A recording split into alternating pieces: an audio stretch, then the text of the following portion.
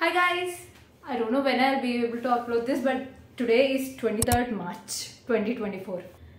Again a trip, this time to Indore, Ujjain. Complete spiritual, and I guess this will be the last time in this vlog you'll see me wearing outfits like this because I packed everything in traditionals. Currently it's 5 PM in the evening. Let's go. That's how our journey to the airport started in a cab, loaded with heavy suitcases.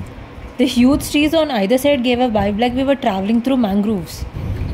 We can complete a whole movie by the time we reach the airport. After being in Hyderabad for years, I came to know that 40 minutes is the minimum of this city. Even though I was not a person driving the car, I was getting tired by just sitting there. We reached the airport, we checked in, collected our boarding passes and went towards our gate. On the way, these handbags caught my attention. There was no time to go inside and check them out, so I didn't stop.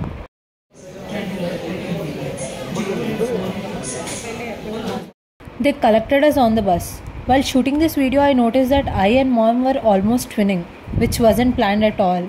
Maybe this was the first time I observed my surroundings this keenly, or this was the first time we boarded a flight at night. The airport was lit up. Literally lit up. Though it was to guide the planes, it looked beautiful. Forget about the airport, guys. The whole city was lit up. Just look at it. It resembles a picture clicked by NASA during Diwali. Don't you think so? 2 hours later. After we landed, we directly went to our baggage belt. It's always the giant maroon bag, as it fits all our clothes. We came out, booked a taxi, and while going, I noticed the lights outside the airport are arranged according to the Indian flag. Saffron, white and green. We went to our room, which was not so far from the airport, and had our dinner. Actually snacks. I wasn't that hungry. Freshened up and slept. The next. It's 6 in the morning and it's pitch dark outside. We are waiting for our cab. It's nowhere to be seen. Let's go. Just outside our hotel, I spotted this park. I live and die for swings. They're the joy of my life. And I was very happy and pleased that my cab was getting late just because I was on the swing. Or else I would be throwing a fit asking my dad where the cab was every 2 minutes. The cab did come after 20 minutes, and by the time I was super hungry. Skipping the dinner wasn't a good idea after all. I saw the sun rising slowly as we reached our destination. The first place our cab uncle took us to was Omkareshwar temple. If there is a temple, there will be shops. Let's talk about them later. First we need to rush to the temple. For every 10 steps, we could see boats guiding us to the temple. There was this huge bridge connecting the banks of Narmada river, and the temple was on the other side. I wanted to shoot a cool shot on the bridge, but it got damaged by the crowd, so I just came back. Even very close to the temple, in the building, there were shops selling shivling. Rush was huge as it was the time of holidays, and even when we went through special darshan ticket, it took us around an hour. But it was all worth it when we were near to the deity. From Omkareshwar, we must go to Mamaleshwar temple. It can be either by boat or we can just go by walking. We preferred walking, seeing the queue for boating. The whole way to the temple was neatly constructed and had a shelter to protect people from both sun and rain. Mamaleshwar was a small temple with less queue, but they say we should visit both the temples to get the blessings of the god. Anyways, we did visit both the temples and took the blessings. After that, it's time for a small break for soda to beat the heat. I didn't want to get a heat syncope. Later, a little bit of shopping. I bought a pair of earrings and had malai, the white part of the insides of coconut. There were many things to shop. Bracelets, keychains and mainly bangles. Different styles of bangles were there. Next, we went to Maheshwar village. On the way to there, we saw these paintings on the wall. Actually, mandala art on the wall. This village had a temple and a fort, mainly to see. The main temple roof was made up of mirrors placed in patterns. Coming out of it, we saw many sub-temples of almost all gods and goddesses. Then we went to the fort, which was just beside the temple. It was built by Ahalya Devi Holkar. On the way up to the fort, we saw many rooms filled with workers working on looms. On the way, we saw the river but didn't stop there and we went directly to the fort. As we can see it while returning back, the fort had a big statue of Ahalya Devi in the courtyard. On our return, we stopped by the river and saw these people coming up holding Katputli. The dolls in their hands are generally called Katputli and they were in some different type of costume, maybe representing Gopikas. There are huge structures at the bank of Narmada river, well carved with minute details on every wall. I bet it took them years just to build a single side. There is a huge double gate which leads us to the river.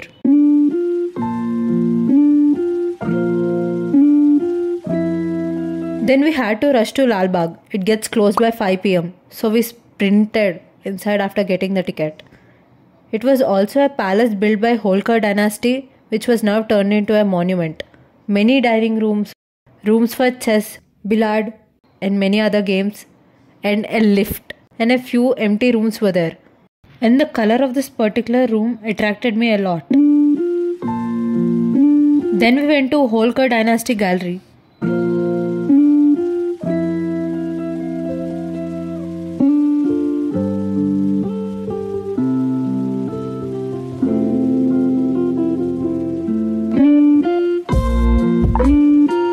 After giving it a look, we went to Rajwada Palace which is just beside the gallery.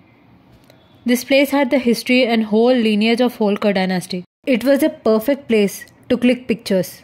If a photographer visits this place, I'm sure she will get amazing clicks out here. There were windows where we can sit and enjoy the whole city's view, probably built for queens. I sat there for a while and saw the city getting chaotic every passing second. Later, I had pav bhaji, the first proper meal of the day. Morning, near the temple, we asked for breakfast and they said they only serve chaat and poha, which was a cultural shock to me because we here have a whole list of tiffins, idli, vada, dosa, etc., etc. But we get only 2 options there. I picked chaat and my parents ate poha. The quantity they served was like for a nursery kid. Later, we went to Kajrana Ganesh Mandir, which was huge. It looked like it got renovated recently. Even this mandir had many sub-temples in the same boundary. There was a whole lane for sweets just outside the mandir, some for offering the god and some for just random eating. By the time we completed our last darshan of the day, it was already night. Now it was time for some fun. Chappan Bazaar, a whole street for street foods. Name the food and you'll find it there. From momos to milkshakes, everything. Just few meters away from the bazaar, we saw Holika Dahan. On the way back, we saw this colorful Raj Bhavan and also the indoor central mall. Like that, my first day ended. And after straining my body so much, it was dead. Hello from the park. It's day 2. One thing's for sure. Even if I turn 70, I still would like to swing. There wasn't a kid standing next to me waiting for me to get down, which made me more relaxed. No time crunch. I can take all the time in the world. Again, the Chappan Bazaar. This time we went in from the main entrance. I tried Daveli for the first time in my life. Being a junk lover, of course I loved it. There were many sweets in the shop and I had rasmalai. And done with the breakfast. We went to Gomatagiri Digambar temple. It's a Jain temple. Full-fledged vitamin D. It's very spacious, but I'm not able to lift my eyes up. It's beautiful. While we were taking a round around the temple, we saw a family of Jains chanting a stotra. We stood there with them and heard them complete the stotra and proceeded further. And my loose hair turned into a pony instantly when the sun said hi. And on the way out, I spotted these violet colored flowers, which were pretty. So I obviously captured them on camera. Then we went to the main temple, the actual reason why we came on this trip. Mahakaleshwar temple of Ujjain. Guys, start noting it down. If you are ever visiting this temple, don't forget these. First, the rules there can change every minute. Second, if you need Bas Maharati tickets, better book them online. If not, you need to stand in the queue from morning till they issue the ticket for the next day. There is a huge story I need to tell you here, so now brace yourself. We booked special darshan tickets online and they said we can go through from gate number 3. We went in. They checked our tickets only once. They didn't tear it or scan it. And they mixed us with a normal queue. There are 5 lines near the main Garbhagudi. We ended up in the 5th line even after with a special ticket. We didn't understand what was happening. We went for 3 times and the same thing repeated. So we thought there was no special line, it's all one and the same. You cannot go near to the Lord. After spending so much on the tickets, just to avoid the big line and see the God a little closer, and this happens, you will sure be disappointed. And I was super disappointed. Then after our 3rd darshan, we asked the security officer, how can we go into the front line? He said, you need a special darshan ticket. And we were like, sir, we have it. Please let us in.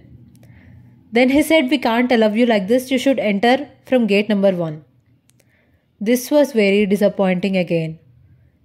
There is no announcement about only gate 1 people are being allowed to the special line and no one knew about it. But at last, we went to gate number 1 and then finally, we went to the first row and had our darshan.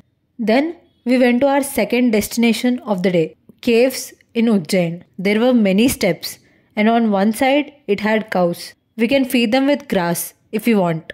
But the grass was not free of cost. We should buy them and feed them to their own cows.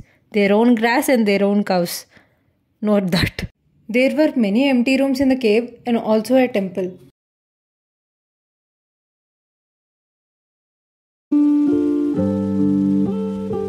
After 30 minutes we were done and then we went to Sandipani Ashram. This is the place where Lord Sri Krishna and Sudama studied under Guru Sandipani.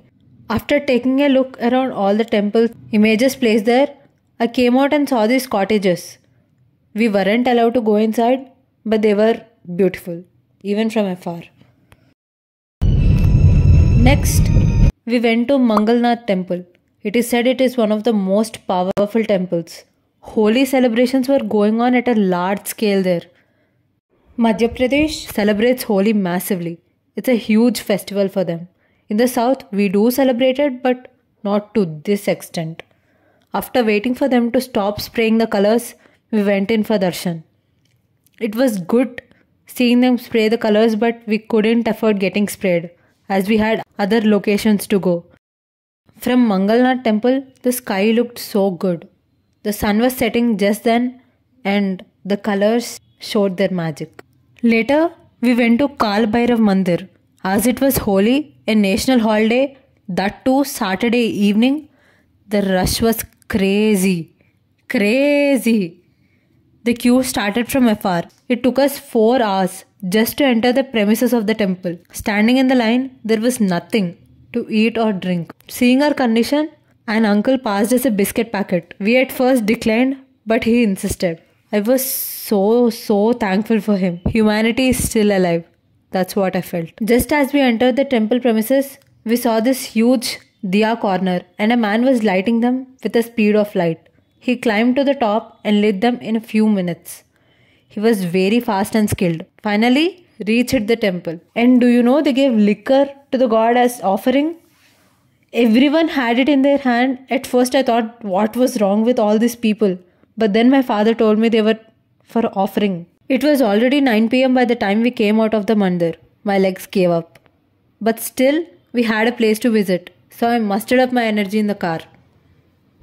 The last place of the day was Mahakal Lok. It was something words can't describe. I saw the glimpse of it from Mahakaleshwar temple in the morning, but seeing it as a whole was die for. Then I explaining it, you should see it. So I'm just adding the music here.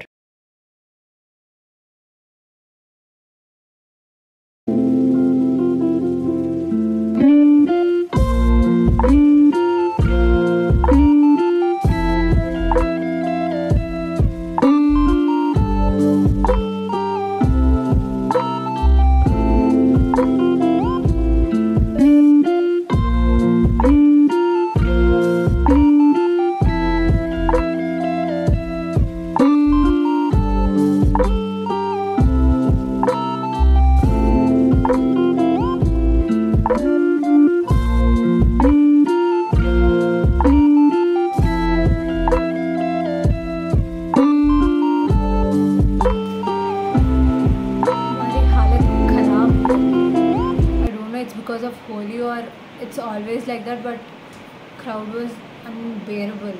You can literally experience how a paratha is made. Crush or get crushed. Every temple we went, small or big, doesn't matter. It took more than 1 hour for us to just get out of there. The only good things in all this mess are, 1, we got to see the Lord, and 2, we got to see how Holi is celebrated in the temple. They take the color and just splash it all over. The next day. The next day, we boarded our flight and came back to Hyderabad. I was very thankful to our driver uncle who stayed with us for 2 whole days, even though it was their major festival Holi. That's it for this video guys. This is Manugna signing off.